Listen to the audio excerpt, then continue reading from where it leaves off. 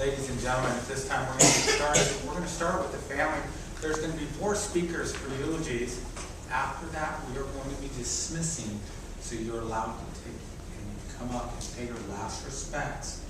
We will have rose petals, and we'll start from the outside for everybody to come forward and pay the respects once the family. If you want to do any other kind of conversation, the family would like it done privately once you're outside with everybody. They don't want to do formal. They want to do it privately so they can talk to you and feel more personal when you talk to them. So at this time, we're going to start with Simon.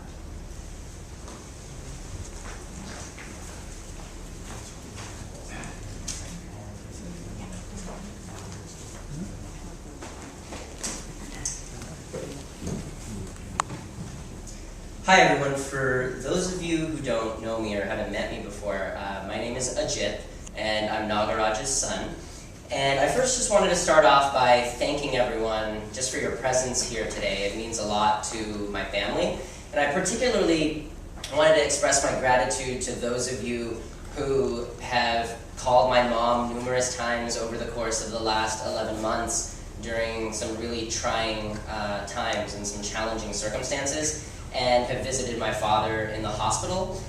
Until recently, I lived in Washington, D.C., and my sister Sheila lived in San Diego, so it was somewhat difficult for us to visit frequently. So you definitely filled that void and then some, and from the bottom of my heart, I just wanted to express my sincere appreciation and gratitude for you for that. I think if my father were here with us today, he would make 3 observations. The first one is that we started on time. Okay, so those of you who are involved with the Karnataka Cultural Association definitely know what I'm talking about. And I think the second observation that he would make is that, as a former president of the local Toastmasters chapter, he would definitely be counting the number of ums and ahs that I have during my eulogy, and then he would conference with me afterward and give me a play-by-play analysis on my inflection and tone and hand gestures, and he would try to come up with as many constructively critical suggestions as possible. I think the third observation he would make is just how crowded it is here today. My dad was kind of like a Mr. Popular, at least I think that's how he liked to think of himself. And I think the fact that there are a lot of people here today and we've got this overflow seating outside is validation of that, and a testament to the strength of the friendships that our family has developed with all of you over the years. It would be obviously impossible for me to encapsulate in a brief eulogy who exactly my father was and my experiences with him over the course of the last 29 years of my life. So instead, what I'd like to do is highlight 3 of his traits that I think are pretty representative of his personality, and that I think most individuals who have interacted with him for more than 15 minutes would have probably observed. The first trait is his almost preternatural ability to make people smile. So one of the fondest memories I have is whenever small children would come over to our house, he would dazzle them with his signature imitation of a choo-choo train. So I don't know, I heard a few laughs out there, and those of you who have actually heard this, I think my dad's jokes could oftentimes be a little corny, but I have to admit this choo-choo train thing was the real deal. It sounded exactly like a train. And so that was something I think, really brought, a smile to the faces of a lot of small children who visited our house. The second, example that I can think of immediately is when I was in high school, my friends sort of informally voted my dad the funniest dad in our circle of friends, because every time they would come over to our house, and keep in mind this is in high school, he would semi-jokingly offer them a scotch on the rocks or a vodka tonic. So I think that endeared him quite a bit to my friends. The second trait I think my dad very much exemplified was a passion for life. And I think that was manifested in 2 ways. The first was his undying love for the Boston Celtics. And I know there are a lot of Lakers fans out here. I personally am a diehard Lakers fan, so I hate the Celtics with every bone in my body and every fiber of my being. But I have to admit that, you know, I have a lot of respect for the fact that my dad has been a very loyal, committed, devoted, and active Celtics fan for 42 years. He never missed a game. He always followed who was being traded where, and every time a coach changed. And so out of respect for that devotion and commitment, I've chosen to wear a green dupatta, in case you guys were wondering why I'm wearing this garish-looking dupatta. The second example that comes to mind about his passion for life, the second area was really his pursuit of culinary perfection. So a lot of you are probably familiar with how much he loved cooking and also how much he loved to eat. And I think of one particular example. I wasn't there, but my cousin Vivek told me a story about when my father was visiting my family, my extended family in New York City, and they went to an Indian restaurant and he ordered a South Indian dish, and it came to the table and my dad sampled it and it was just not up to par. It was not up to his standards. So he sent it right back to the kitchen and asked for the chef to come out and talk to him. And I think the chef realized pretty quickly that my dad knew what he was talking about, and my dad proceeded to school the chef on the finer aspects of South Indian cooking. And the meal was on the house, of course. The third trait I wanted to talk a little bit about, and on a more serious note, is the trust that my father placed in me at a very, very young age. And he, you know, both he and my mother imparted to me a really strong set of principles and a sense of morality as well. And so from an early age, he very much trusted me to make really important life decisions. And I think that really gave me the confidence to develop independent thought, to develop my critical thinking ability and analytical reasoning faculties. And I think that is the single thing for which I'm most grateful to my dad. When I think about the trajectories of my sister and me, we chose to attend 2 different high schools. We chose to attend 3 different universities, and we lived in 8 different cities after leaving home. So I don't think any of that would have been possible were it not for the trust that my dad had really shown us at a very young age. I think he understood that he had raised us well, and he was comfortable with giving us the responsibility to make decisions for ourselves. I just want to share a few final thoughts. My dad, most of you who knew my dad in India are probably aware that he wasn't the greatest student. He wasn't the most academically oriented of students. Certainly not a gold medalist like my mother.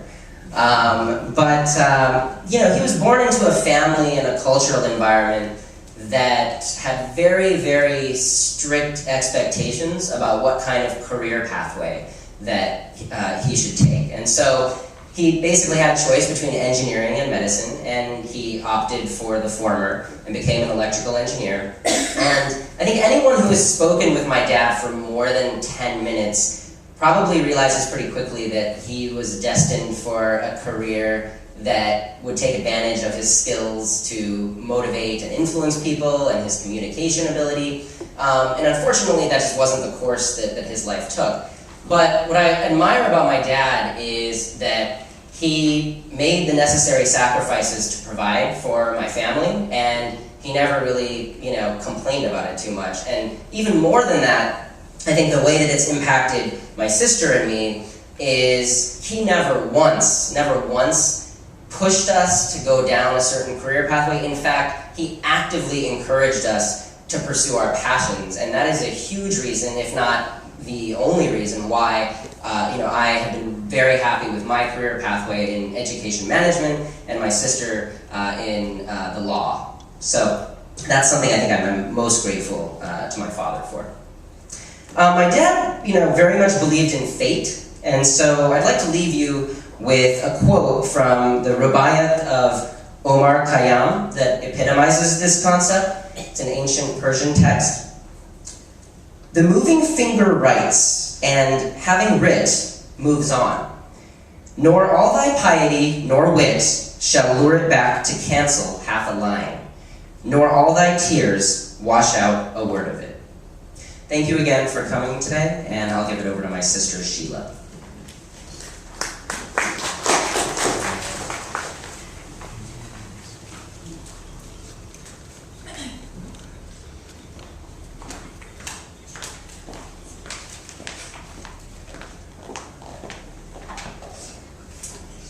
Just to echo what my brother said, I'm so grateful that all of you are here today. I know it would have meant the world to my dad, because above all else, he really loved people. As Barbara Streisand once said, and she was one of my dad's favorite actresses for some reason, people who love people are the luckiest people in the world. And I know that my dad was one of those lucky people, as today makes clear. So I also want to talk very briefly about 3 qualities of my dad, but I want to talk about those qualities and specifically how they left their mark on me by way of anecdotes. And I think the first quality is persistence, and it comes from my very first memory of my dad. I was 5 years old, and I was about to start kindergarten, and we were in Pennsylvania. And like any other 5-year-old, I was very excited for this new development in my life.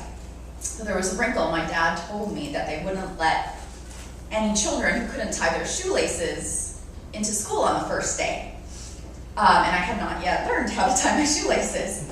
So I spent, I remember the last 2 weeks before school started, tying laces over and over again till my little fingers were chafed. But I managed to do it, and I went to school on the first day with 2 perfectly tied laces on my white sneakers. It didn't dawn on me till a long time afterwards that I probably would have been allowed in school even if I hadn't. But it left its mark on me because of my dad's insistence on never failing, on always persevering. I've spent most of the past 30 years, I guess, since then, never giving up on my goals or my dreams, no matter how impossible they might seem. And even when I fail, I somehow get back up and try again, and that's almost completely, I'm 100% positive, inculcated in me from my dad. Sometimes I fall short, but more often than not, I manage to accomplish what I set out to do. And I don't know if I ever told that to my dad, but I think and I hope that he knows that. The next quality is loyalty, and that also comes from one of my early memories of my relationship with my dad. My brother already referenced it. It's my dad's love for the Celtics, but I wanted to talk about it in a different light. Boston was the first city my dad lived in, and so that's a big part of why I think he has this love for the Celtics. Even though he spent most of his life in the United States in Southern California. But so we had a lot of tense moments in our house because my brother and I were Lakers fans. Bleed purple and gold. And so there were lots of tense moments in the 80s when the Lakers and Celtics would face off. But his devotion to the Celtics, and it's not just the Celtics, it's so many things in his life that he has a deep, unabiding loyalty to, engendered that in me as well. And he's helped me realize how important it is to treasure close friends who stick by you and nurture relationships even when your friends go far away and you're in different places in your lives. He's helped me remember that that's so important and something that we should all treasure and reflect on. And the last quality that my dad taught me, which I'm not always good at, is optimism. He always had a smile on his face and was always able to look at the bright side of things, even when he was in the hospital for the last 11 months. I don't remember one single time coming to visit him and hearing him complain or hearing him feel sorry for himself. He was always so stoic and positive about the world, about life. And that's sometimes been hard for me. But the incident that I remember most clearly that illustrated it for me is my senior year in high school. I had gotten a C+ in my AP calculus class. It was first semester. And I was applying to college. And I ran home in tears because I was sure I was not going to get into the college I wanted to go to. And you know, a lot of traditional Indian parents or Asian parents generally would have been so upset with their children if they came home and told them this, but not my dad. He sat me down and he said, okay, let's write down every single grade you have so far. Don't worry about the C+. And we wrote them all out. And he was like, look at all of these A's. They're not even going to notice the C+. And so looking at the bright side has been something that's always been difficult for me. But it's something that came really naturally to my dad, and something that I'm now determined to embody and to demonstrate with him gone. After my dad passed away on Tuesday, I emailed one of the judges who I had worked for in New York, who I'm very close to tell him the news. And he is Jewish, and he told me that Judaism has a number of messages about death and about the afterlife. And he told me in this email, I like to think that parents live on in the memories of their children, and that we all live on according to the impact that we make in others. That impact is our reward and our legacy. And he told me to be proud of the legacy that I've left and that my brother has left. So, Dad, we didn't always see eye to eye on everything, but I hope that Ajith and I are, and will always continue to be, a legacy that you can be proud of, and you'll always live on in both of us. Thank you.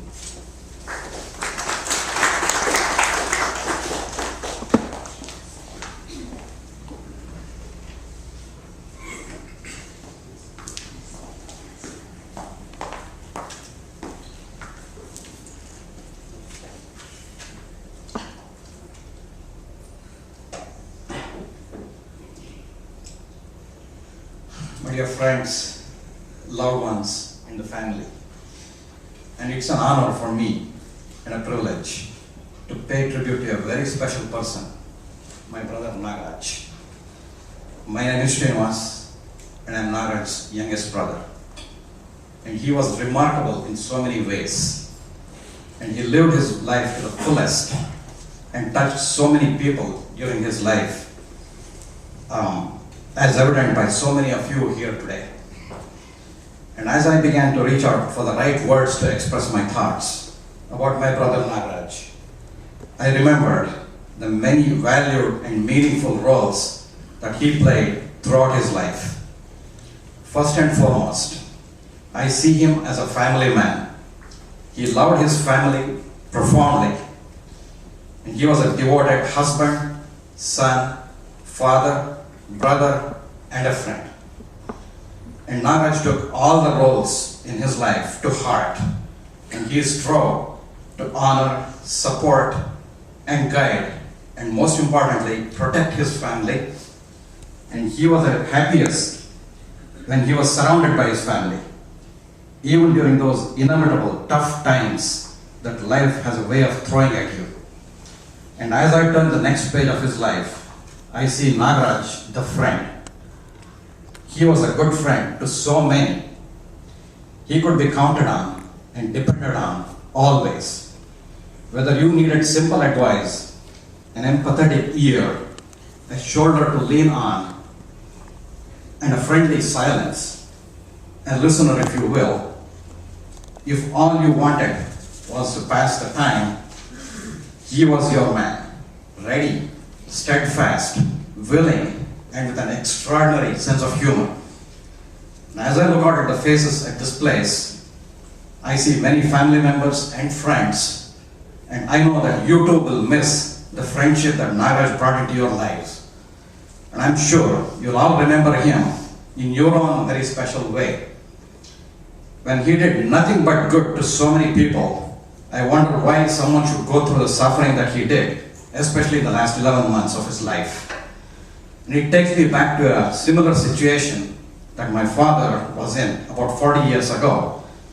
And one of my father's closest friends had visited us to see him.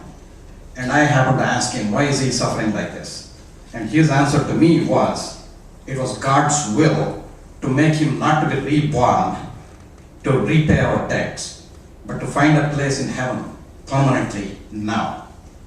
And Nagaraj, brother, it's very hard to say goodbye, so we'll just say so long. The pages of your book will never be closed.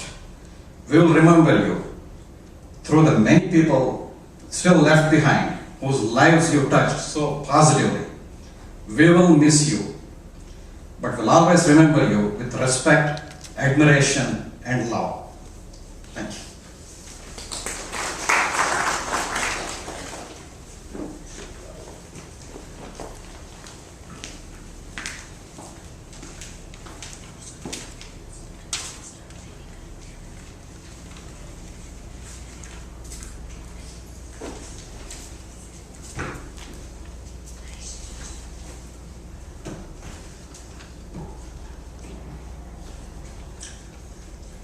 Om Sahana Bhavatu Sahana Bhunaktu Sahaviryam Karavavahai Tejasvinavali Tamastuma Vidvishavahai. Om Shanti Shanti Shanti. Good morning, everyone. Actually, I'm pretty privileged to be speaking. I'm a cousin of Nagaraj. I've known Nagaraj all my life. He was my elder cousin. I grew up in Bombay, now known as Mumbai. I lost my mother at a very young age, so all my uncles and aunts would welcome us into their homes very affectionately. So I would spend, myself and my brothers would spend all of our summer holidays visiting our uncles and aunts in Bangalore. We would stay there, spend the entire time. So Bangalore always has had fond memories for me. So all of my uncles and aunts would, in the quintessential Indian value system of Atithi Devo Bhava, treat your guests as if they are gods. They treated us like that. We were accepted into their homes as if we are their own children. And this is especially true with Nagaraj's parents, Mother of Pantarama. And I have spent most of my summers in their house, and they were practically like my brother for all practical purposes. We have gathered here today to mourn Nagaraj passing away and to bid him goodbye. However, there is no need to mourn and to say goodbye to him, I believe. His life is a worthy of celebration. He had many good and endearing qualities which were so eloquently he has so many good and endearing qualities that were enumerated by Ajit, Sheila, and Srinivas. I can't add, many more to that because it's a long list, and we don't have enough time here. First of all, he was a very positive individual. Even under the most trying circumstances, whenever you would ask him, he would always have something positive and cheerful to say. I remember when he went through many years of dialysis, I would ask him how things are going. He'd say, sure, it's going fine. Everything is fine, dialysis is just a small thing, but everything else in life is very good. That is what I always remember him. He never would complain. He was always a very caring and helpful individual. He had a very friendly disposition. Is there anyone in this room or anywhere else who have crossed paths with him who doesn't remember him bringing a smile in their face? He was very generous. At the drop of a hat, he would open his wallet to the most, any unusual worthy causes that comes his way. He definitely had a charisma. He had a regal bearing about him. If you look at the brochure that all of you have, look at the pictures. He definitely has a regal look. One of the pictures shows Maharaja. I can't think of a better person than him. He just had that charisma, personality about him. When all is said and done, one thing that stands out, his love of life. He had this bon vivant.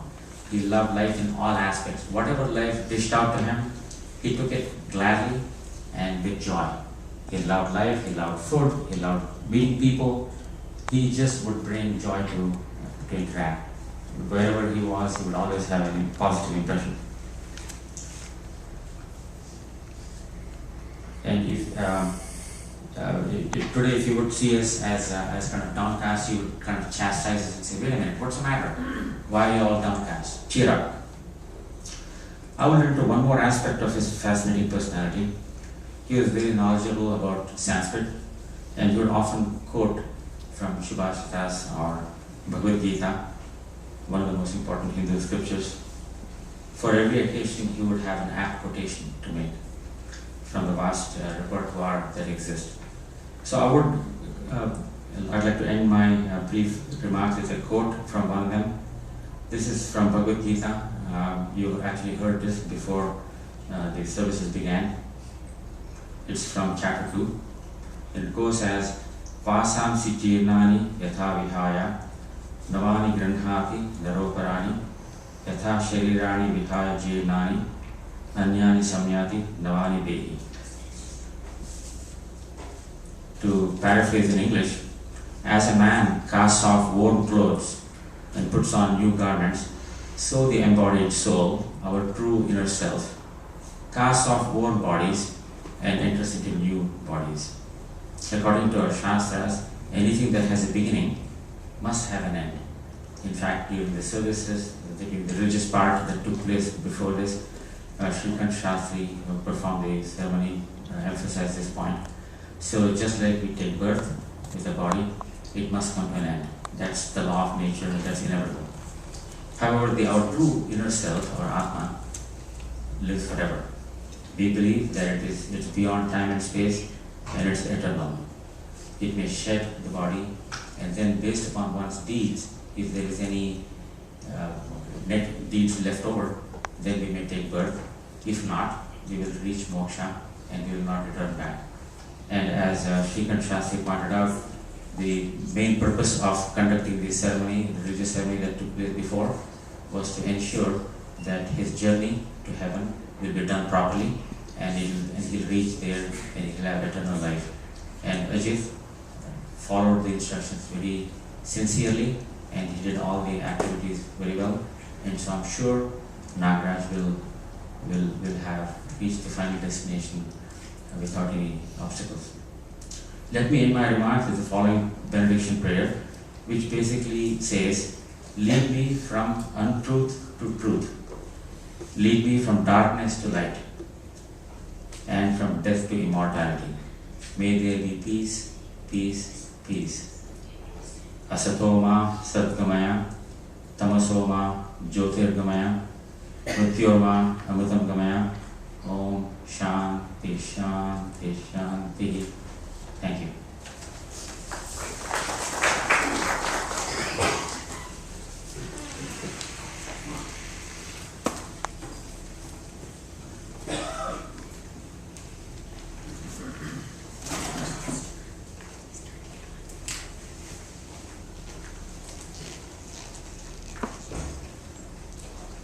Ladies and gentlemen, in just a few moments, you're going to see the video come on. We're going to do a slideshow.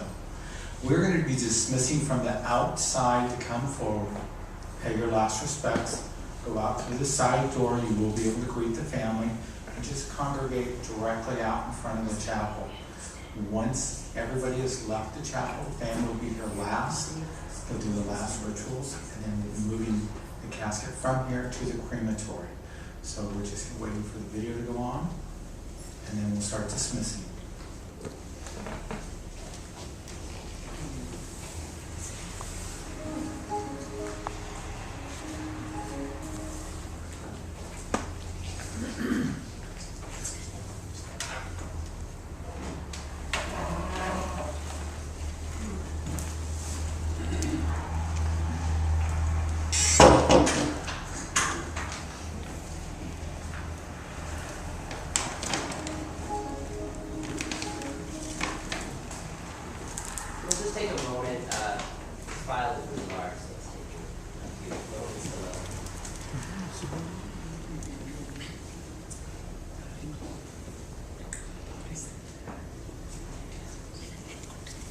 Take time.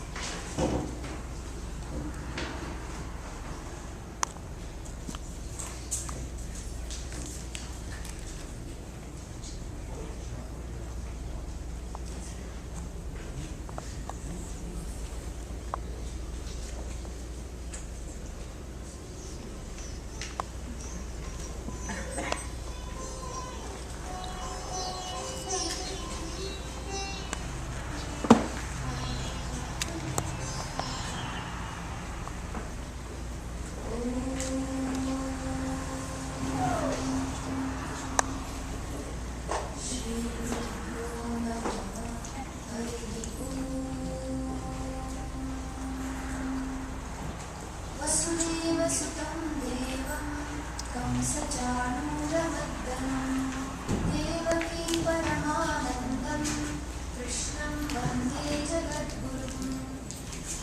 Sharda Gurukula Bangalore takes immense pleasure in presenting a complete rendition of Srimad Bhagavad Gita by two of its students, Kumari Vanishri and Kumari Vijay Lakshmi.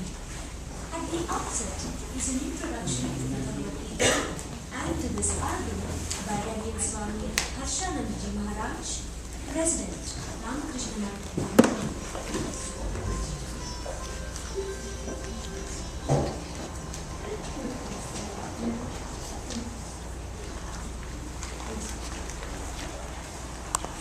The full name of the Gita is Srimad Bhagavad Gita. Just as there can be no cloth without threads, there can be no Hinduism without the Gita. So close and so intimate, almost inseparable is their mutual relationship. And yet, not many are aware of what the Gita contains.